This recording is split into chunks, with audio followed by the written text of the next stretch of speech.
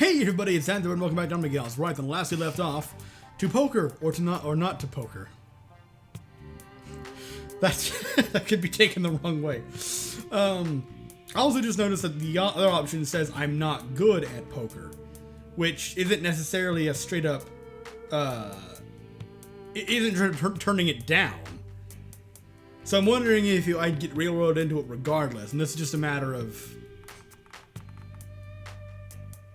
I'm curious, because I was gonna actually, until I looked at it, I decided I was gonna go with it and just risk it. But now I'm kind of see what's gonna happen if I say this, because it's not a no, it's just an I'm not good at it, which I guess could be the no option. But let's just see.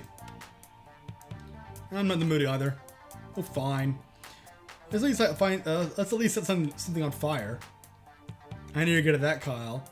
What are you talking about? She pulls out a bag of marshmallows, and things start to make more sense. Oh. Yeah, alright. I don't mind setting those on fire. You're not supposed to set the marshmallows on fire well... Okay. Not entirely true, but... Soon we're chomping happily on our torch treats. The snacks are making me feel like a kid again. That was probably the last time I had roasted marshmallows. That was? Interesting word use of the past tense in reference to... Is something about to happen? Or am I just being paranoid? Also, I like to say, I was never been good at roasting marshmallows. I can never get them, kind of an even... I always burned them. I still ate them anyway, because fuck it, why not? I'm not going to waste it, but... God, but it has been forever since I've had roasted marshmallows. Oh, God. I think the last time was visiting, like...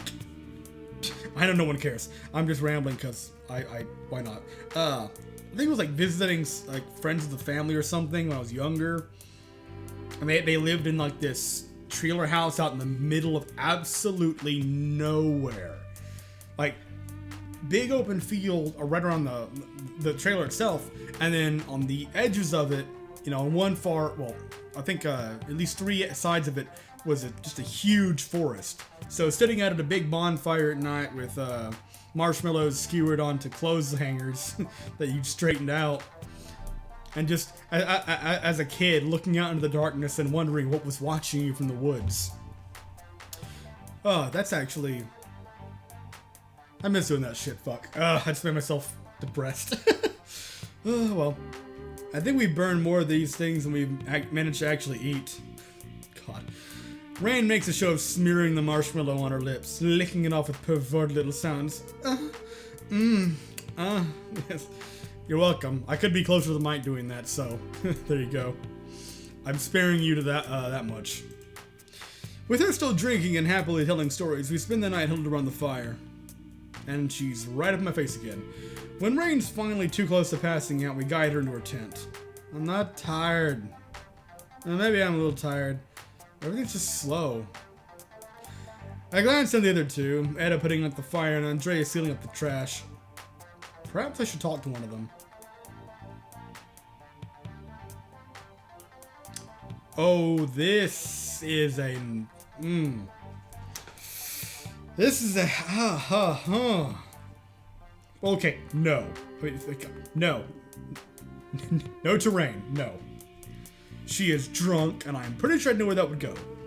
I mean, might surprise me. It may actually go down a non, well, it may not go entirely down a suggestive route, but I'm also just not overly interested to begin with.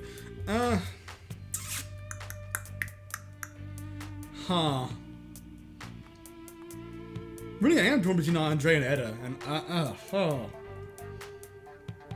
Etta is the one I think I'm more curious about, just because what little bit of conversation I've had with her, it's piqued my curiosity. So I think I'm gonna go with her. I walk over to Etta, who is walking away from me and toward her tent now that the fire's out. I'm stalking her. Great.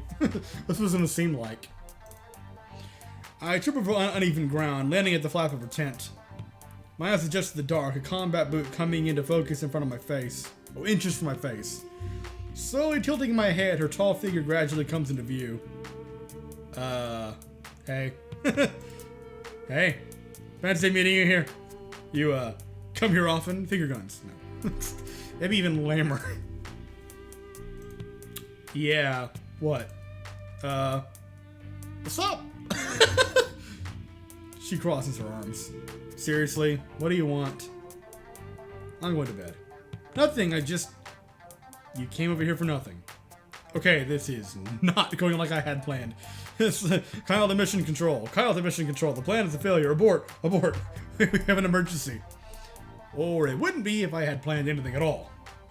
I'm sailing a ship that has not been properly rigged. She sighs in exasperation. You want my pants or something? What? No. I mean, wait, is that an offer? You idiot. No. I am not as easy as rain if that's what you were hoping for. Here.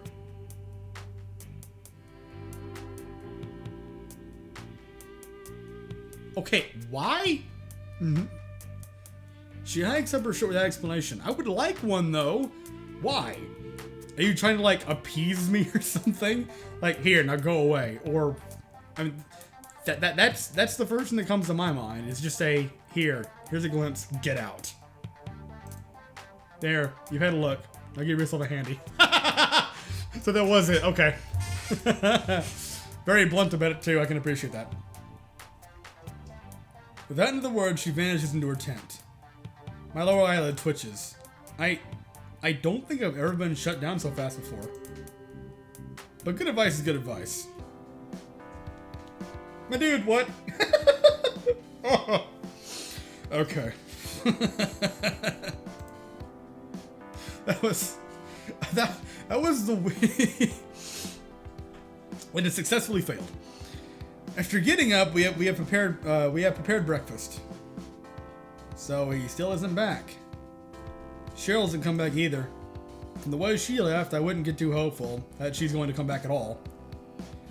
I said it before, but this feels like a test. They want to see what we'll do. Yeah, that is the suspicion that my paranoid-ass mind is harboring, but Then again, the paranoid is also suggesting other possibilities, but I'm trying to stick with the most logical ones as opposed to jumping to conclusions and being outlandish. For the test, we already flunked it. Yeah, the alcohol probably wasn't the greatest idea. At least it didn't get any worse than that, though. It was definitely the greatest idea, and he agreed to it in case he drank that memory away. I didn't. I was just saying. We finish breakfast in silence and then break off individually again, deciding to explore. I head in a different direction today, less concerned about getting lost now that I have a general sense of the place. Nice background art, too. Besides, it would be hard to get out of shooting range. It would be hard to get out of shouting range. Shooting range. Through the trees, I make out a glimmer of something bright up ahead. What is that? I walk toward it, breaking through the tree line to an unexpected sight. Oh, wow. Also, nice background. How was it here the whole time and none of us realized it? I think Rain even looked for it. The water ripples against the wind and the air is filled with the calls of birds and insects. From one of the branches over the water, a tire swing sways from the end of a rope. Hey guys! I yelled a few times to the others, hearing a couple of calls back. It's a few minutes before they all figure out where I am, arriving in a group. Rain practically squeals. Did you just come here like that, or did you immediately shed your clothing? You found it! Before I could even say anything, she runs on toward the tire swing. I call it first. Rain grabs onto the tire swing and makes an impressive arc over the lake, falling into the water below. She didn't even check how deep it was. I'm stunned when Etta steps up beside me too. Okay, I'm not complaining, but alright, what? This will be my third day without a shower. And keep your eyes to yourself. I immediately turn back to the lake, my neck red as I watch Rain instead. But at the corner of my eye, I can see Etta's motions as she strips down. Rain floats back to the top of the sun dancing off her skin. You're all missing out. I think I might be drooling a little. The male is a simple creature. Etta doesn't justify why she steps up to the tire swing and launches herself into the lake. She could have just walked in. Her body arches in a graceful dive as she slips below the water. And regardless of her threat, I am no longer keeping my eyes to myself at all. Come on, Andrea. She lingers back a bit, looking on warily. Don't be a baby, it's just a little water. She glances at me, her cheeks burning. Oh, sorry. Do we look somewhere else, or? No, it's not that. Can you swim? I can, just, I've never been skinny dipping before. She scowls toward the distance as she rubs her neck. She gives me a look, but her expression finally softens. Fine, whatever. I guess it can't hurt. She nods a little, centering her sight on the tire swing as she peels off her clothes. Strapping the tire and wrapping her fingers around the rope, she gradually starts to sway out over the water. She uses her weight to pick up speed and get used to the swing going, as she clings to the line. Jump! With a rather impressive leap, Andrea goes soaring before disappearing into the water with a splash. That is some convenient-ass censoring. A few moments pass before she emerges again, laughing and shaking the water out of her dark hair. I like that they're both kind of examining. For science, of course. Rain pounces on her from behind with a bubbly laugh. See? That wasn't so hard. Are you coming, and you're just gonna stand there with your mouth open? Rain and Andrea look toward me too. Yeah, come on, Kyle. Get on the action. Don't you want to see it all up close? Don't encourage him. If I have to do it, so do you. Right. Being a weird voyeur probably isn't going to get me any credit, especially not with what you were accused of. And it really could do with washing off, even if it is lake water. It's something. I mean, it is better than nothing. Just in general. I feel all their eyes on me and start to peel off my clothes. Oh god. Suddenly gets performance anxiety. My neck streaks with red. In one calculated movement, I drop my underwear and go running. I jump onto the tire swing, feeling the bend of the branch above me, but it holds. Without hesitation, I finally launch into the air, throwing myself into the lake. It's a brief fall as I tuck my legs to my chest and cannonball into the water. The laughter and yells are muffled while I get my bearings in the water and glance up. The sunlight brightens the surface. Long, slender legs kick gently as I tread the water above me. A stream of bubbles leaves my mouth as I stare upward. Oh right, air. Here's the thing. I may edit that out. It was a fairly short little clip too, and nothing overly important happened. Like there was a splash war, and they played chicken fighting. It just, I can't really be bothered right now to want to have to censor it. I just don't fucking care. I don't know. Maybe I'll feel up to it when I get on to actually editing the video. We'll see. It's not like it's hard. I'm lazy. Can we come here every day? You can do it whatever you want, but I think I'm half drowned already. She bats some water out of her ear. You know, you're not as much of a social moron as Shelton made you out to be. Andrea offers a half-hearted glare but snorts. I just don't get along with people at school. We're not at school now, are we? Nope. This has been a rather nice adult-free vacation so far. Not what I was expecting at all. Etta makes no comment, but she shares a look with me that doesn't mirror Rain's carefree attitude about it. Exhausted, we have dinner quickly and then start to pack up again for the night. And so do I look around at the girls, watching as Rain skips toward her tent with cheery steps. Well, they think it's weird if I go up and talk to one of them after what I saw today. Or maybe they'll be super impressed with my confidence and liberal attitude. I don't know, probably not. I need to do something with myself. I'm not just tired. I'm just not tired yet. Who should I talk to? Maybe I should double down. I'm still curious and... yeah, fine. Hey. Etta just blinks at me skeptically. What is it now? Nothing. If it's nothing, then why are you bothering me? She looks genuinely confused before walking back into her tent. Before the temperature just dropped 20 degrees. I'll just go back to my tent then.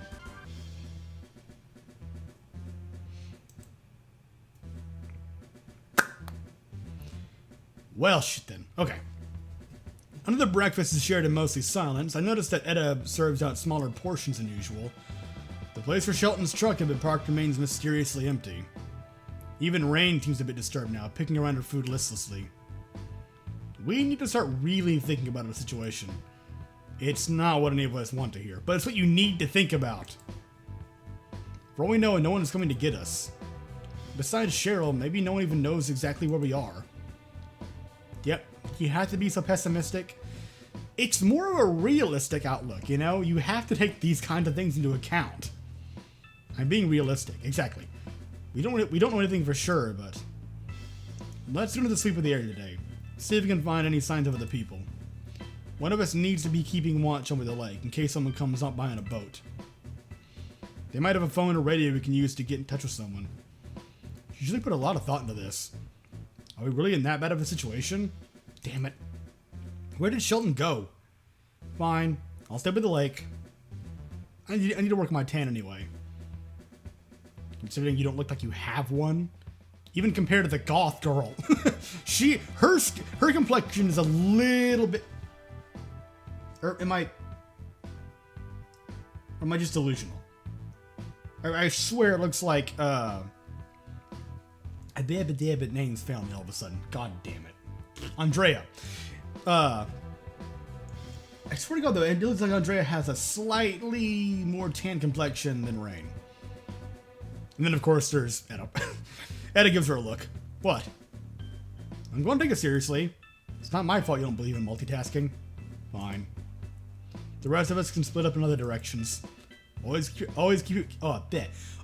your back to camp and walk in as straight a line as possible. Don't get lost.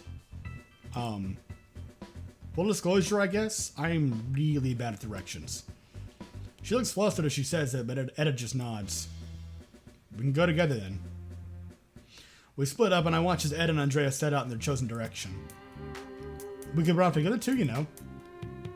Lots of nice scenery at the lake. Quiet, secluded. Sorry, Rain, we really should search properly. Alright. Maybe another time then. But when you're bored out of your mind and covered in bug bites, just remember what you missed out on. Yeah. I might be crazy for turning it down, but I have to explore. I might be crazy for turning down pussy, but I must venture out. I'm gonna end the episode here though. Thank you very much for watching. Hope you enjoyed, and I will see you next time.